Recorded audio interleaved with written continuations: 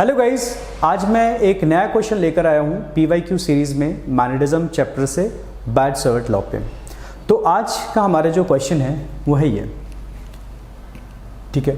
देखिए, इस क्वेश्चन के अंदर क्या है कि हमारे पास एक स्पाइरल है और स्पाइरल के टू डिफरेंट रेडियस है, मतलब इनर रेडियस और आउटर रेडियस, दो रेडियस गिवन है और इसके अंदर total number of turns n है। तो इसके अंदर जो स्पाइरल हमारा ऐसे फॉर्म हो रहा है यूं, ठीक है। यहाँ पे डायग्राम में ये काफ़ी आपको दूर लग रहे हैं, बट एक्चुअल में ये बहुत ही क्लोज हैं। ये एक लाइन जो एक लूप है, एक जो सर्कल है और दूसरा सर्कल एक दूसरे के बिल्कुल साथ में है।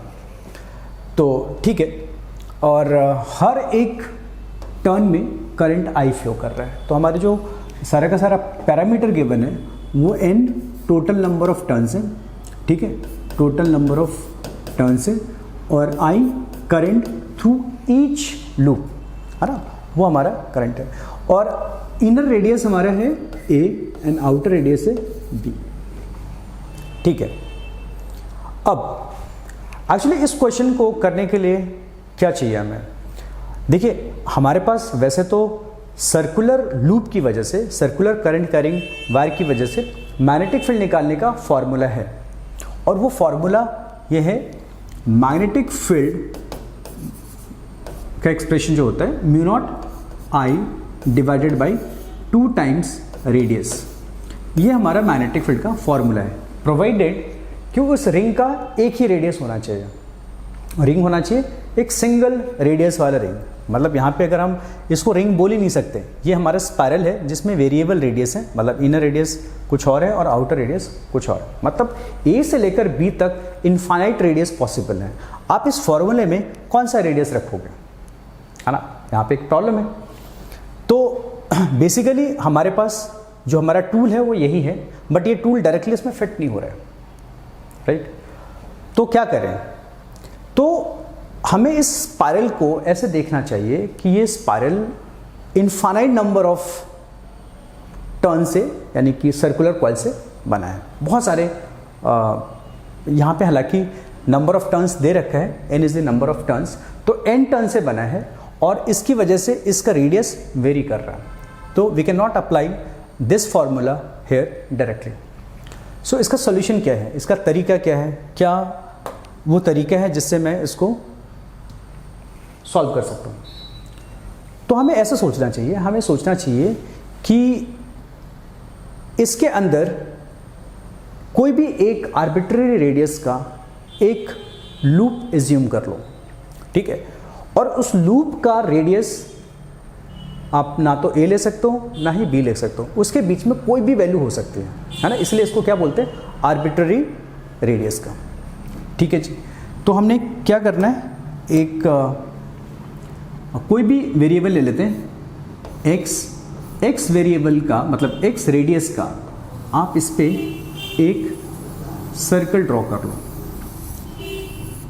ये इसका एलिमेंट्री पार्ट हो गया, जो स्पाइरल है इसका एलिमेंट्री पार्ट जिससे ये बना है वो एक सर्कल ही है, ठीक है, जिसका आपने रेडियस क्या लिया, x लिया।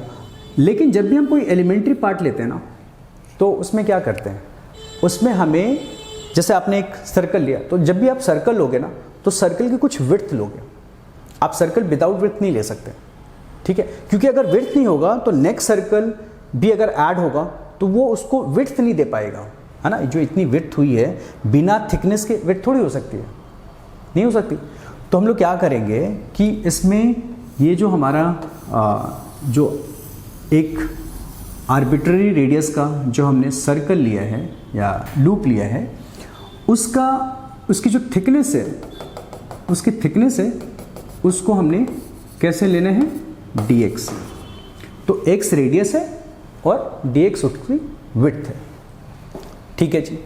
अब देखिए, अब सोचने वाली बात है कि क्या इस dx विड्थ में एक ही टर्न होगा, ठीक है, it is very close, very small, very thin, but इसमें नंबर ऑफ टर्न्स कुछ ना कुछ तो होंगे, ठीक है, एक कॉइल के फॉर्म में होगा। अब मैं ऐसा क्यों कह रहा हूं कि हमें टर्न्स, नंबर ऑफ टर्न्स क्यों जरूरी है? क्योंकि देखिए, ये जो फॉर्मूला है ना, ये जो फॉर्मूला है एक टर्न के लिए है। अगर मेरे पास नंबर ऑफ टर्न्स हो तो मुझे n से मल्टीप्लाई करना पड़ेगा, और n से मल्टीप्लाई करूँगा तो सारे टर्न्स का जिसका रेडियस ऑलमोस्ट सेम है, मतलब जितने भी आप टर्न ले रहे हो सबका रेडियस कॉमन है, तो आप ये वाला फॉर्मूला यूज़ कर सकते हो। यानी कि वी नीड, ऐसे केस में हमें नंबर ऑफ टर्न्स चाहिए। बेसिकली नंबर ऑफ टर्न्स पता क्या है, नंबर ऑफ टर्न्स क्यों इंपॉर्टेंट मैं आपको बताता हूँ। बेसिकली जब फॉर्मूला हम लोग यहाँ पे लिखते हैं, जब हम लोग फॉर्मूला यहाँ पे लिखते हैं ना, magnetic field due to loop, तो क्या फॉर्मूला क्या कहता है, एक्चुअल में फॉर्मूला ये कहता है म्यू टाइम्स आई टोट, यानी कि आई टोटल, टोटल करंट चाहिए हमें, divided by 2 times radius.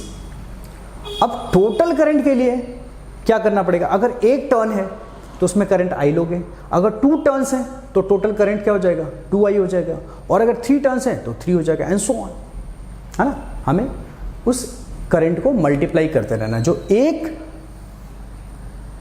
Loop में घूम रहा है, अगर उसमें 2, 3, 4 टाइम्स ऐसे लूप अगर हम बना लें तो हमारा इफेक्टिव करंट बढ़ता रहेगा। तो इसीलिए इस ग्रीन पैच में हम ये एज्यूम कर रहे हैं कि कुछ ना कुछ तो टर्न्स होंगे। अब उसे कैलकुलेट कैसे करेंगे, तो देखा जाए तो हमारा बेसिक फॉर्मूला जो अल्टीमेटली जो इफेक्टिव हमारा जो टूल आया है जिसको हमें अप्लाई करना है इसमें, वो क्या है, magnetic field equal to mu naught times I total divided by 2 times radius, right. अब आई टोटल के लिए क्या चाहिए हमें, आई टोटल के लिए चाहिए टोटल टर्न्स। अब देखिए टर्न्स कैसे कैलकुलेट करेंगे। देखिए टर्न्स कैलकुलेट करने के लिए एक काम करते हैं, हमें पता है कि इसकी जो विड्थ है, मतलब ए से लेकर बी तक, तो पूरी विड्थ कितनी हो गई, पूरी विड्थ हो गई हमारी बी माइनस ए, ये इसकी विड्थ हो गई। अच्छा, विड्थ के हिसाब से इन्होंने नंबर ऑफ टर्न्स एन दे रखा है, बहुत सिंपल है, यूनिटरी मेथड लगाएंगे, और हमें पता है कि फॉर विड्थ बी माइनस ए इसके कॉरस्पॉन्डिंग नंबर ऑफ टर्न्स है एन, राइट।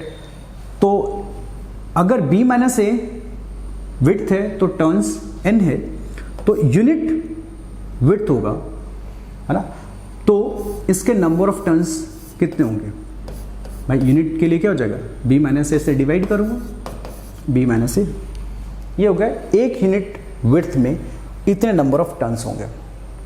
अच्छा, अब मेरा टारगेट क्या है, टू कैलकुलेट टोटल करंट, लेकिन पहले हमें ये देखना है कि जो हमने ग्रीन सर्कल एज्यूम किया है, एलिमेंट्री सर्कल, उसकी विड्थ dx है, तो इसमें टोटल टर्न्स कितने हैं, तो 1 में इतने टर्न्स हैं, यूनिट विड्थ में इतने टर्न्स हैं, तो dx विड्थ में कितने टर्न्स होंगे, बहुत ही सिंपल है, यूनिट का पता है हमें, तो dx का निकाल लेंगे, dx मल्टीप्लाई कर देंगे, तो ये हमारा क्या हो गया, total number of turns in elementary loop. जो एलिमेंट्री लूप हमने ग्रीन कलर का एज्यूम किया है उसके अंदर इतने टर्न्स हो जाएंगे, ठीक है। अब बारी क्या किसकी है, अब बारी है टोटल करंट की, उसके अंदर कितना करंट है, तो मैं मान लेता हूं कि आई डैश करंट है इन ग्रीन पार्ट, है ना, ग्रीन सर्कुलर लूप के अंदर इतना करंट है। तो एक टर्न में कितने करंट थे, for one turn current is I. तो मेरे पास टोटल टर्न्स कितने आए हैं, this is the total number of turns, तो इसमें कितना हो जाएगा, एक के लिए आई करंट है, तो n upon B minus A times D X के लिए करंट हो जाएगा I times n upon B minus A into D X. ये हमारा इफेक्टिव करंट आ गया जो ग्रीन सर्कल के अंदर होगा, राइट। चलिए जी, तो अब हमारे पास जो टोटल करंट है ग्रीन पार्ट के लिए वो आ गया है। अब इस फॉर्मूले में इसे अप्लाई करते हैं। अब एक चीज़ का हमें ध्यान रखना पड़ेगा, जब भी हम मैग्नेटिक फील्ड का एक्सप्रेशन या कोई भी फिजिकल क्वांटिटी जब हम एक्सप्रेस करते हैं एलिमेंट्री पार्ट के लिए, तो उसे डी, जैसे मैंने मैग्नेटिक फील्ड को दिखाना है इस ग्रीन पैच की वजह से, तो मैं यहाँ पे बी ना लिख के क्या लिखूँगा, डी बी, है ना, क्योंकि स्मॉल एलिमेंट्री पार्ट एक small part of magnetic field contribute करेगा। तो डी बी इक्वल टू क्या हो गया, डी बी इक्वल टू हो गया हमारा mu naught times I total. अब आई टोटल हमारा कितना आया था बच्चों, आई हमारा आया था I N divide by B minus A D X. तो मैं यहाँ पे लिख दूंगा I times N upon B minus A into D X, ठीक है। और इसका रेडियस क्या लिया है, जो हमारा एलिमेंट्री पार्ट है उसका रेडियस है एक्स।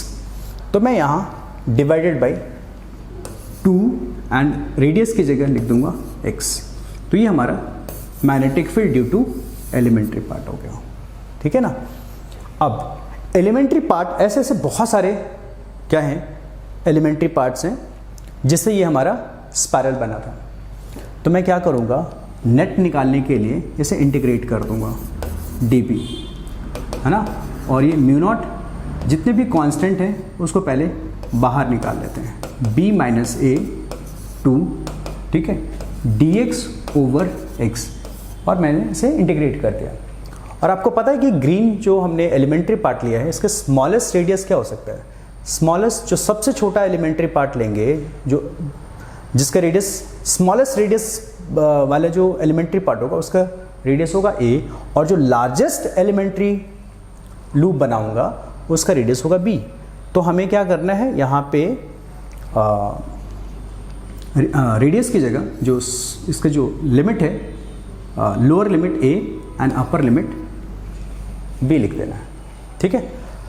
चलिए जी, अब इसे इंटीग्रेट करेंगे तो क्या आएगा बच्चों, डी बी का इंटीग्रेशन हो गया B mu not I upon into N divide by 2 times B minus A D X upon X है, इसका इंटीग्रेशन हो गया L N of X, lower limit A upper limit B, ठीक है। अब इसे थोड़ा सिंप्लीफाई कर देते हैं, ठीक है, 2 times B minus A L N of B minus L N of A, ठीक है। और लॉग की प्रॉपर्टी है log B minus log A क्या होता है, log B upon log A. यहाँ पे क्योंकि नेचुरल लॉग की बात हो रही है तो एल एन मैंने लिखा है। तो mu not I N upon 2 times B minus A L N of B by A, ये क्या हो गया, magnetic field due to this spiral, ठीक है। तो आप एक बारी देख लो, मैं इसको क्या क्या किया है एक बार रिकॉल कर लीजिए। हमारे पास एक स्पाइरल था, हमने क्या करा, स्पाइरल पे डायरेक्ट वो फॉर्मूला यूज़ नहीं कर सकते हैं, तो हमने इसको एलिमेंट्री पार्ट में ब्रेक किया। एलिमेंट्री पार्ट एक सर्कुलर लूप था जिसकी थोड़ी विड्थ भी थी dx, और क्योंकि थोड़ी विड्थ है तो इसमें नंबर ऑफ टर्न्स होंगे कुछ ना कुछ, तो हमने सबसे पहले नंबर ऑफ टर्न्स निकाला। उसके लिए हमने क्या यूज़ किया, गिवन था b माइनस ए विड्थ में n टर्न्स थे, तो यूनिट लेंथ में यूनिट विड्थ में n अपॉन बी माइनस ए टर्न्स होंगे, तो dx में इतने टर्न्स होंगे। उसके बाद हमारी रिक्वायरमेंट थी कि जो एलिमेंट्री लूप है उसमें टोटल करंट कितना है, और टोटल करंट निकालने के लिए हमें क्या करना पड़ेगा, विड्थ में टर्न्स चाहिए थी, और टर्न्स इनटू अगर एक इंडिविजुअल लूप के करंट को मल्टीप्लाई कर देंगे तो हमारा क्या हो जाएगा, टोटल करंट आ जाएगा। तो मैंने यहाँ पे क्या लिखा, for 1 turn current was I, तो ये हमारा टोटल नंबर ऑफ टर्न्स आ गया। तो एक टर्न में आई तो इतने टर्न्स में इतने टाइम्स आई, तो ये हमारा करंट आ गया। फिर मैंने क्या किया, फॉर्मूले में जो आई टोटल की रिक्वायरमेंट है उसकी जगह हमने I times N upon B minus A D X रख दिया। ये हमारा करंट का पार्ट है, एक्चुअली करंट ये है, ठीक है। और ये हमारा म्यू नॉट जो कांस्टेंट आता है 2 एंड ये रेडियस, तो हमने रेडियस की जगह एक्स रख दिया। अब ये एलिमेंट्री पार्ट का मैग्नेटिक फील्ड था, हमें पूरे स्पाइरल के लिए चाहिए था, तो हमें इंटीग्रेट करना पड़ेगा, तो हमने दोनों तरफ इंटीग्रेट कर दिया। और इंटीग्रेट करने के बाद और फाइनली इसको सिंप्लीफाई करने के बाद ये एक्सप्रेशन आ गया, ठीक है। आई होप आपको ये सॉल्यूशन समझ आ गया होगा। और अगर आपको ये चीज़ें अच्छी लग रही हैं और आपको और भी PYQ के क्वेश्चंस आप चाहते हो कि मैं उसके वीडियोस बनाऊं और अपलोड करूं, तो प्लीज़ आप इस वीडियो को लाइक करें, शेयर करें और सब्सक्राइब भी करें। ठीक है, थैंक यू वेरी मच।